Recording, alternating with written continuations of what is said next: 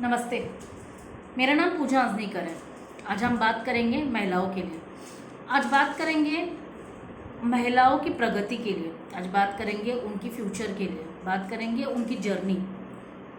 बहुत साल पहले की बात है जहाँ महिलाओं के लिए उनका आना ही मुश्किल था, उनका जन्म लेना ही बहुत मुश्किल था। पर आज शायद लोग समझ रहे हैं कि जितनी संख्या पुरुष की होनी चाहिए उतनी ही संख्या महिलाओं की भी है। आज शायद लोग समझ रहे हैं कि महिलाओं को भी पढ़ाना बहुत ज़रूरी है, बच्चियों को पढ़ाना बहुत ज़रूरी है, उनकी प्रगति होना बहुत ज़रूरी है। बट प्रगति होने के बाद भी सोच कहाँ तक पहुँचती है उसके बारे में भी हम बात करेंगे। पहला मुद्दा लेते हैं महिलाओं के शिक्षण के लिए। आज सभी पेरेंट्स सभी को पता है कि बच्चा लड़का हो या लड़की उन्हें पढ़ाना बहुत ज़रूरी है। बट फिर भी डिफरेंसेस तो आते हैं। लड़के की पढ़ाई चुनते वक्त और लड़की की पढ़ाई चुनते वक्त में डिफरेंसेस आते ही है सोच का। क्योंकि लड़की के लिए पढ़ाई उसके स्ट्रेंथ के ऊपर दिखाई जाती है। जैसे एक छोटा एग्जांपल दे देती हूँ, अगर लड़के के लिए इंजीनियरिंग है तो लड़की के लिए टीचिंग शायद सोचेंगे वो लोग। अगर लड़का साइंस पढ़ना चाहता है तो लड़कियों को कहीं पे आर्ट्स में या होम साइंस में भेज देंगे। ये जो पूरी सोच है, ये जो नज़रिया है, ये उनके ताकत के लिए है। क्योंकि सोच जो है लड़कियों को कमज़ोर समझना, ये जो सोच है जहाँ उन्हें ऐसा लगता है कि वो लड़कियाँ इस लेवल तक नहीं बनी हैं कि वो इतनी बड़ी पढ़ाई वो कर सकते हैं। कुछ लोग ऐसे भी हैं जो सोचते हैं कि आज लड़कियाँ चांद तक पहुँच सकती। कल्पना चावला देख लीजिए, लड़कियां कहाँ तक पहुँची हैं।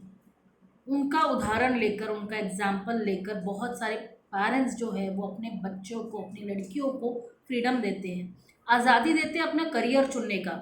इसीलिए तो लड़कियां आज पुलिस में भी है, पायलट्स भी है और न जाने कितने बड़े बड़े करियर में है। और उनकी ऊंचाइयों को सराहना हमारा कर्तव्य है।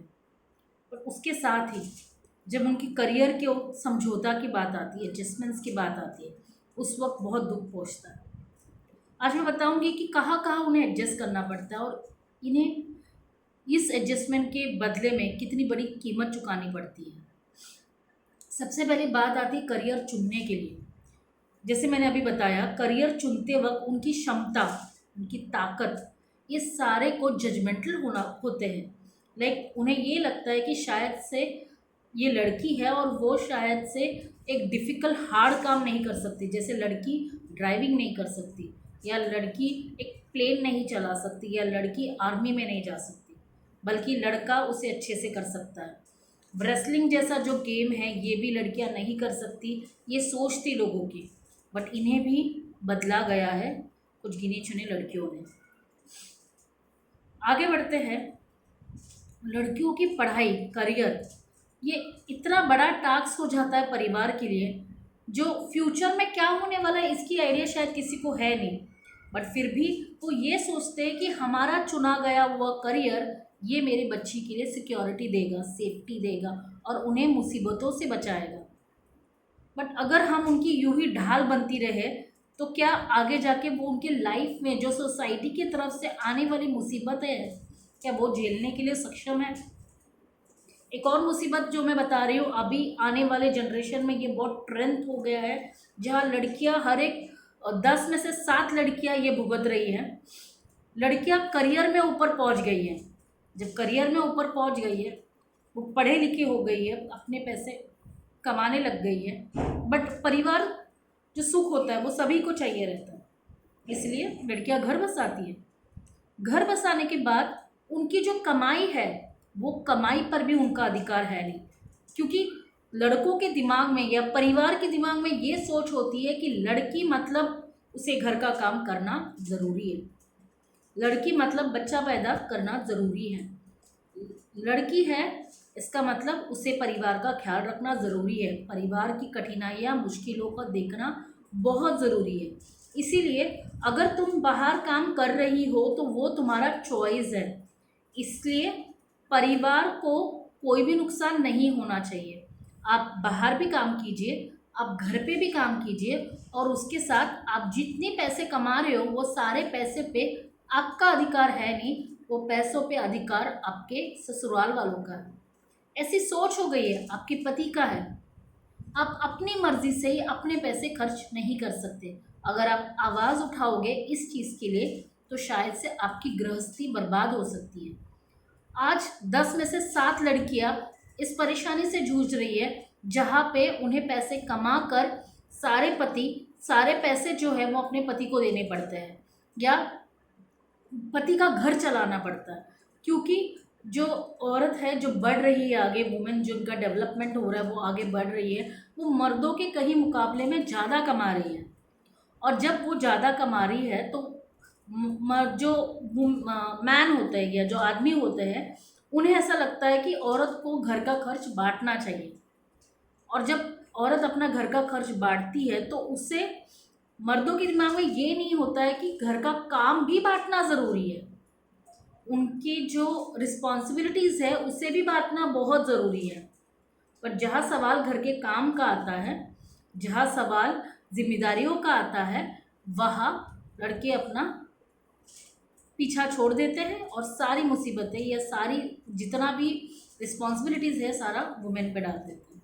ये परेशानी मैं सब जगह देख रही हूँ। मैं देख रही हूँ लड़कियाँ समझो सुबह 7 बजे बाहर निकलती है तो 7 बजे बाहर निकलने के लिए उन्हें सुबह उठ के सारा घर का काम करना पड़ता है।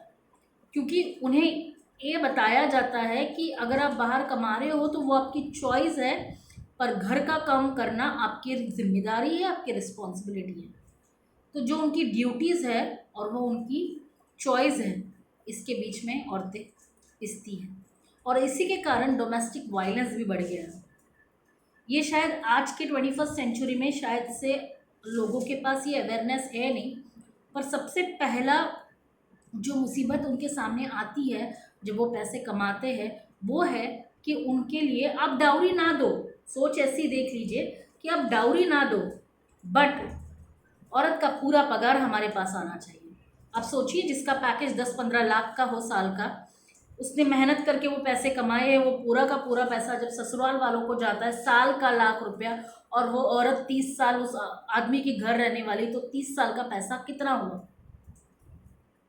अब वो पैसा वो अपने मर्जी से खर्च नहीं कर सकती है, वो अपनी मर्जी से कुछ भी नहीं कर सकती, बल्कि इन लॉज का ये कहना है कि आप योगदान कर रहे हो घर के लिए, आप घर पे रह रहे हो तो आपका खर्चा आप कर रहे हो। ये कहाँ का कानून है? मुझे ये समझ में नहीं आता है कि ये कहाँ का सोच है। पहले के ज़माने में जहाँ मर्द जो होता था वो बाहर का काम करता था और औरत जो होती थी वो घर का काम करती थी, दोनों का जो काम था वो बांट के दिया गया था। अब बाहर मर्द भी जा रहा है और औरत भी जा रही है, तो घर का काम भी बांटना चाहिए, रिस्पॉन्सिबिलिटी भी बांटना चाहिए।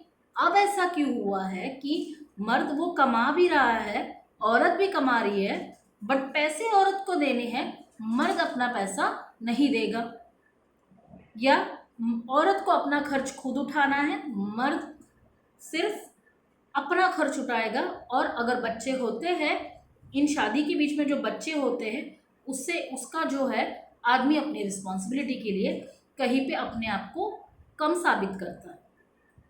ये जनरेशन चल रही है, इसी के लिए हमें अपनी सोच बढ़ानी है।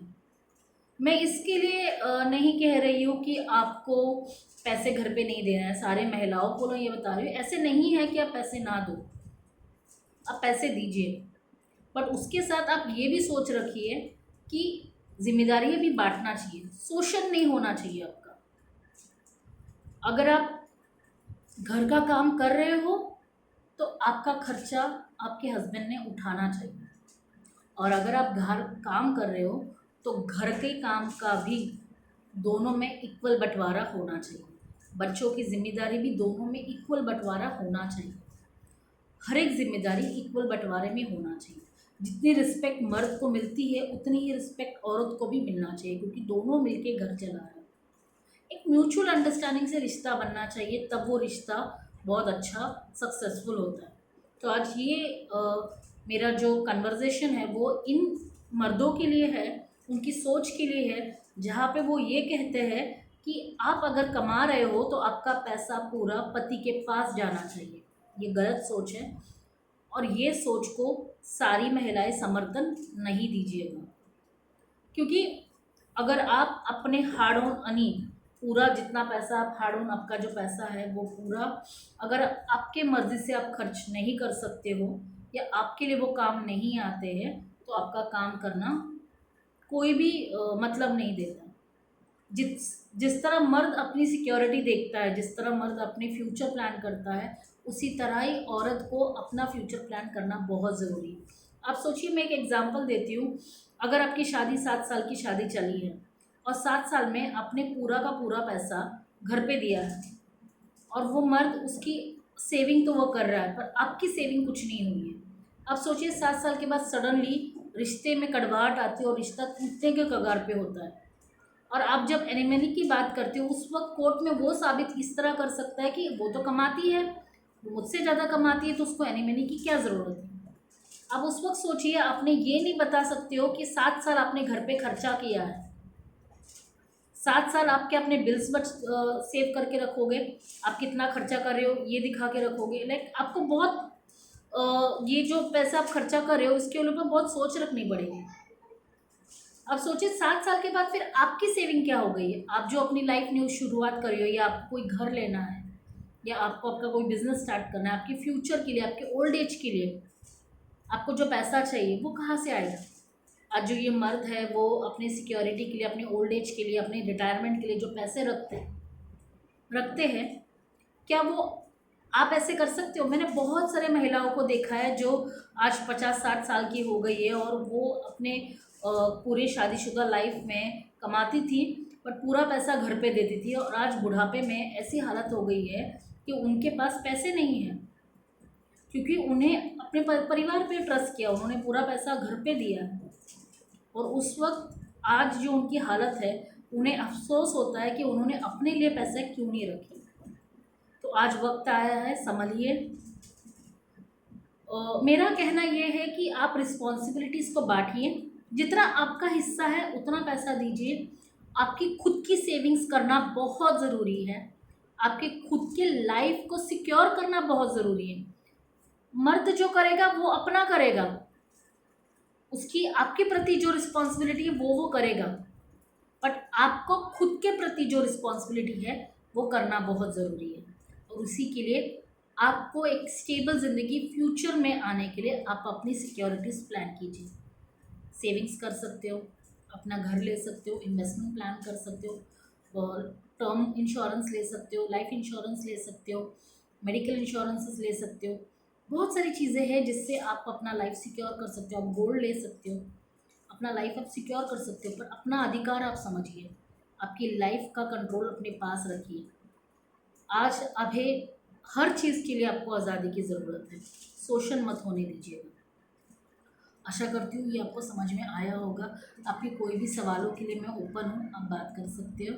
मेरा नज़रिया किसी को भड़काने का नहीं है, मेरा सोच किसी को उत्तेजित करने का नहीं है। मुझे बस ये बताना है कि शोषण करना ये गलत बात है।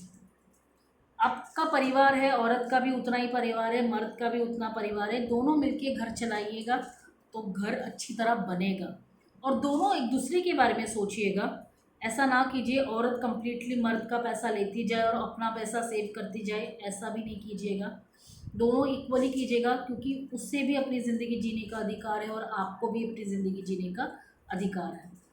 तो यूँ ही अपनी सोच को बढ़ाते रहिएगा, अपने आप को स्टेबल बनाते रहिएगा। मिलूँगी दोबारा ज़रूर। Thank you.